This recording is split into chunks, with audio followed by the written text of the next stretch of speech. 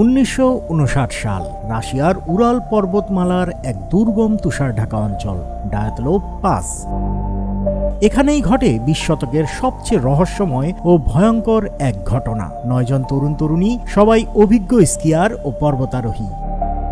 তাদের নেতৃত্বে ছিলেন ইগোর ডায়াতলোভ। শীতকালেও পাহাড়ি অভিযানে পারদর্শী এই দলটি যখন যাত্রা শুরু করে, কেউ ভাবেনি এই পথই তাদের শেষ পথ হবে। কয়েকদিন যোগাযোগ না পাওয়ায় শুরু হয় উদ্বেগ। উদ্ধার দল যখন এলাকায় পৌঁছায়, তারা যা দেখে সেটা আজও বিজ্ঞানীদের ঘুম কেড়ে নেয়। একটি ছেঁড়া তাঁবু, ভেতর থেকে কাটা, মানে ভেতরেই কেউ আতঙ্কে তাঁবু ছিঁড়ে বেরিয়ে গেছে। চারিদিকে ছড়িয়ে থাকা জুতা, পোশাক আর তীব্র তুষার ঝড়ের মধ্যে অর্ধনগ্ন দেহ। কেউ মারা গেছে হাইপোথার্মিয়ায়, কারো বুকের হাড় ভেঙে গেছে, কিন্তু শরীরে নেই কোনো বাহ্যিক আঘাতের চিহ্ন।